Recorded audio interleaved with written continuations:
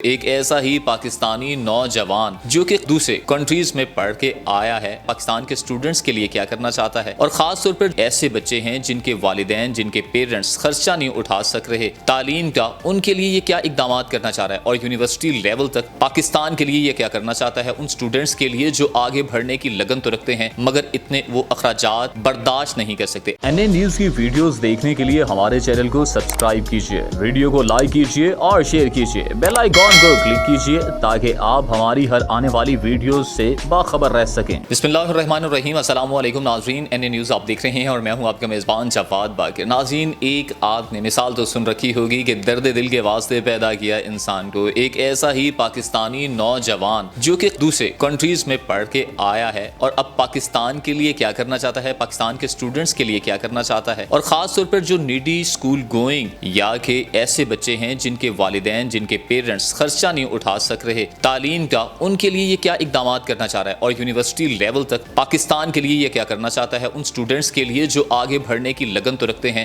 مگر اتنے وہ اخراجات برداشت نہیں کر سکتے۔ آج ہمارے ساتھ موجود ہیں ترکی سے پی ایچ ڈی کرنے والے محمد فاروق صاحب، ان سے جانتے ہیں کہ پاکستانی بچوں کے لیے اسپیشلی یہ کیا کرنا چاہ رہے ہیں۔ فاروق، سب سے پہلے تو مجھے یہ بتائیں کہ کس طرح سے ذہن میں یہ خیال آیا کہ ایک جو نڈی یا اسکول گوئنگ بچے ہیں جن کے پیرنٹس ہیں وہ نہیں اٹھا سکتے تعلیم کا جو ہوتے ہیں اخراجات، ایکسپینس ہوتے ہیں، اور ایک یونیورسٹی لیول کے بھی لوگ ہیں، ان کو بھی آپ تعلیم سے آشناس کروانے کے لیے اقدامات کر رہے ہیں، یہ کیسے سب کچھ؟ Sir thank you so much for time first of all.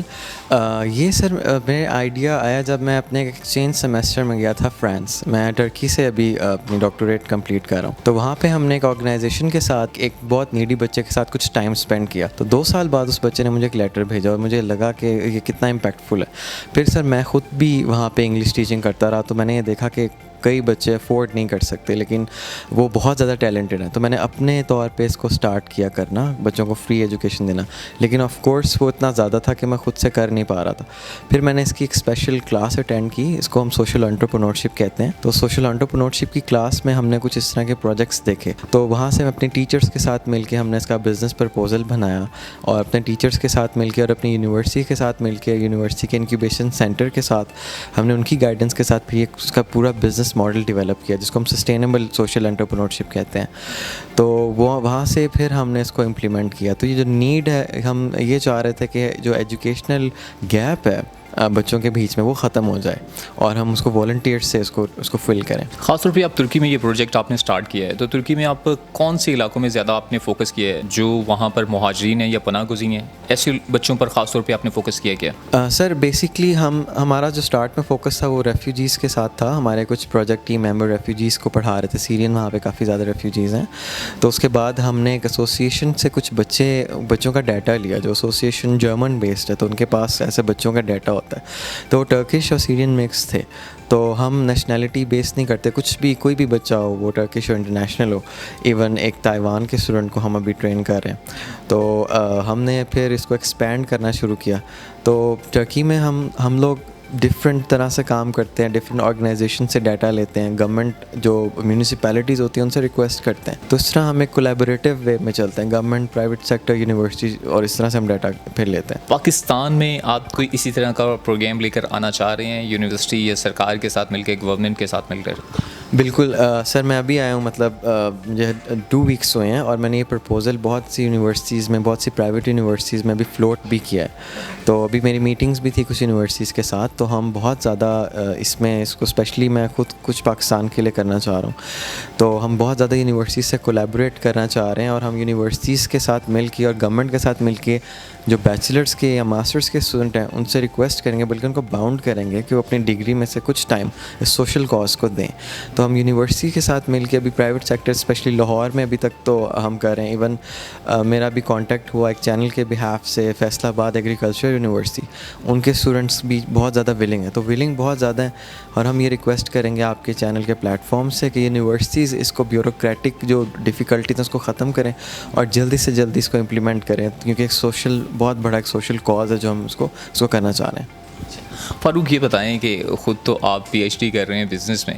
اور بچوں پہ آپ نے کیا فوکس رکھا؟ کوئی خاص سبجیکٹ ہے جن کی تعلیم دیتے ہیں، یا کہ اوور آل جو بھی وہ کرنا چاہ رہے ہیں؟ सर बेसिकली मैंने टर्की में सबसे पहले इंग्लिश टीचिंग शुरू की थी, तो हमने स्टार्ट इंग्लिश टीचिंग से ही किया था, क्योंकि टर्की में कुछ इस तरह से उनका सिस्टम है कि जब बच्चे यूनिवर्सिटी में जाते हैं तब उनको इंग्लिश की बहुत ज़्यादा ज़रूरत होती है, उनको एग्ज़ाम्स पास करने होते हैं।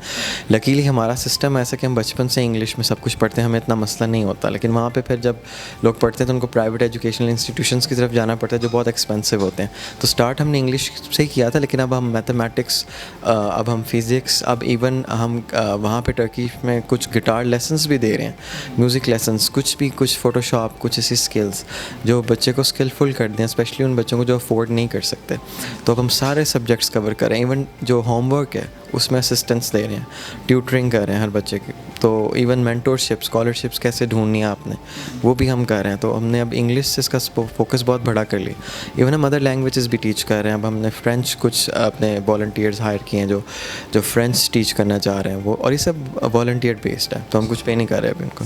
अच्छा, ये मुझे बताओ फारूक कि एक बड़ी चीज़ है इधर पाकिस्तान में यकसा निसाब तालीम के, यकसा मयार तालीम के लिए भी कोई आप करेंगे काम? सर बेसिकली गवर्नमेंट ने अभी रिसेंटली एक स्टेप तो लिया, लेकिन हम जो आपने बड़ा अच्छा क्वेश्चन किया, ये उसी को फिल कर रहे हैं हम, एजुकेशनल इनइक्वालिटीज़ को।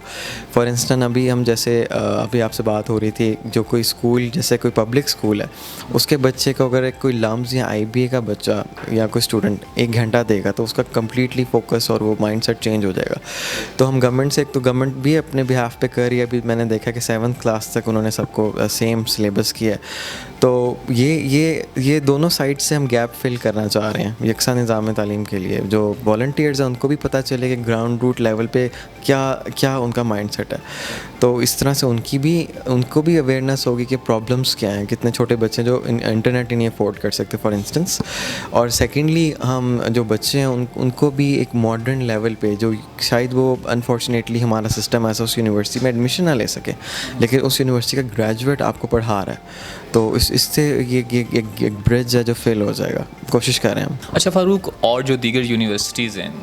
उनके लिए कोई है सजेशन, जो कोई है ऑप्शन आपके पास, कोई माइंड में कोई? सर बिल्कुल, थैंक यू फॉर आस्किंग। मैं अभी टर्की में एक एसोसिएशन है, स्टूडेंट बॉडी थी बहुत, मैं उसका इंटरनेशनल कोऑर्डिनेटर हूँ, और हम लोग अभी ट्रेनिंग्स अरेंज करते हैं हर डिपार्टमेंट के लिए सेपरेटली। जैसे आर्किटेक्चर, ग्राफिक डिज़ाइन है, हम उनके लिए ट्रेनिंग्स अरेंज करते हैं। तो अभी हम ये करना चाह रहे हैं कि जितने भी पाकिस्तानी यूनिवर्सिटी के स्टूडेंट हैं उनको हम उनके साथ लिंक करें, सिंक करें, और उनके लिए भी इंटरनेशनल ट्रेनिंग्स ऑर्गेनाइज़ करवाएं, टूरिज़म की और दूसरे डिपार्टमेंट्स की, मीडिया कम्युनिकेशंस की। और सेकेंडली जो इंक्यूबेशन सेंटर है जहाँ पे मैंने ये प्रोजेक्ट लॉन्च किया था, उन्होंने मुझे मैंडेट दिया है कि मैं पाकिस्तानी इंक्यूबेशन सेंटर्स के साथ उसको लिंक करूँ। तो जैसे हमारे यहाँ पे कुछ इंक्यूबेशन सेंटर, जैसे प्लान 9 है या अदर इंक्यूबेशन सेंटर्स हैं, मैं ये कोशिश कर रहा हूँ कि यूनिवर्सिटी इंक्यूबेशन सेंटर्स और टर्की के इंक्यूबेशन सेंटर का आपस में लिंक डेवलप हो। इससे ये होगा कि हमारे जो स्टार्टअप्स हैं उनको एक इंटरनेशनल ट्रेनिंग्स मिलेगी, फंडिंग की अपॉर्चुनिटीज़ मिलेगी, और हो सकता है उनको वहाँ पे